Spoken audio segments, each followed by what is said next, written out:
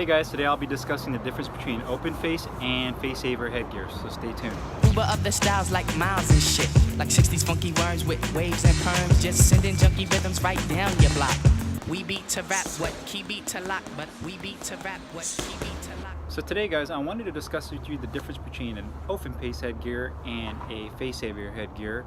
And I think a lot of people have asked me questions in the past like, hey, what's better, the winning FG2900 or the winning FG5000 or whatever. They have this big comparison contest and wanting to know if Facesavers are indeed better than open face headgear. So you have to remember what the headgears are originally designed to do, in that headgears are there to prevent you from getting cuts and from clashing from headbutts. A lot of people have the misconception that headgear is supposed to somehow, deaden the blow of getting punched in the face, and that's true to some respect, but the actual pain that you receive or the actual feeling that you get when you're getting hit is not so much from the contact of the glove hitting your face, but the concussive property of it. So the force behind the blow is what will knock your head back, snap your neck back, rock your chin, wherever you may be getting hit. It's the concussive property that hurts you when you're sparring or you're in a fight. Not so much the actual aspect of the feeling of the glove hitting your face. So yes, the padding does make a difference in some respect, but even so, the next day, if you've sparred or if you've been in a fight, you know that your forehead, your entire head basically is super sore because the day before you were taking blows to your face. So whether you have a black eye, your ears will hurt, your chin will hurt, everything will hurt, regardless of how good the padding is on that headgear. So keep that in mind when you're purchasing your headgear. Is that the main thing you want to make sure is that it prevents cuts, especially for those of you that are sparring against somebody that has a different lead hand, like you're sparring a southpaw and you're orthodox. There's going to be a tendency for you guys to clash heads when you guys come in close, so keep that in mind. I always recommend that you use open face headgears if you're a beginner or you're an amateur, and the reason being is you don't want to get used to the safety that a Facesaver gives you. And it also adds vision and mobility to your sparring. So if you're a novice or you're an amateur, you're going to be using that in the amateur tournaments anyways, whether you're in the National Golden Gloves or you're at the local tournaments or the local smokers. You're not permitted to use Facesaver headgears from the beginning.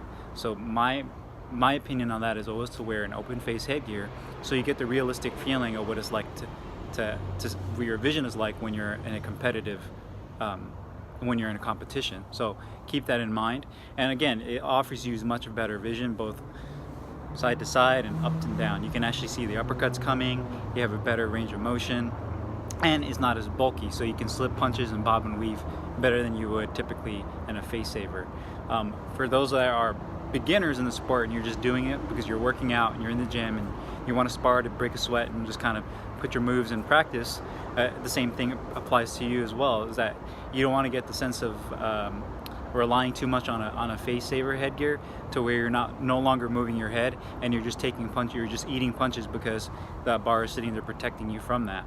So you also want to make sure that you're using an open face headgear in that respect.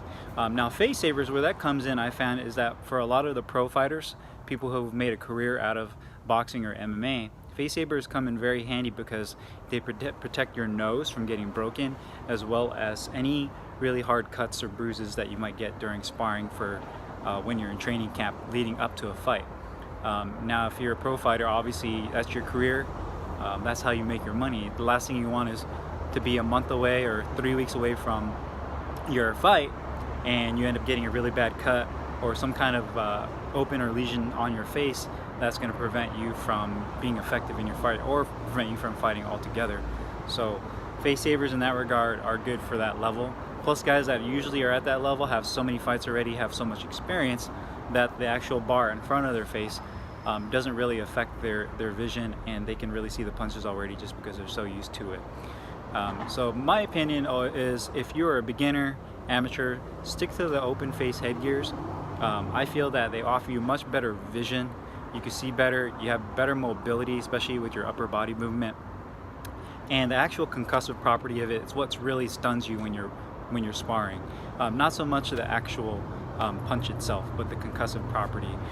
So I feel that if I get hit with a straight or with a hook with my Facesaver or my open face headgear on, the actual impact is still the same. I still get rocked by it. it still hurts, and I'm still sore the next day. So unless you have some kind of nose injury or something that prohibits you from having an open face headgear, that's what I would recommend, unless you're at that next level to where you need that extra protection because you have a nose injury or you're a pro fighter and you have a fight coming up. So that's my opinion on that. If you guys have any feedback, please let me know. Hope you guys enjoyed this video. Please like and subscribe.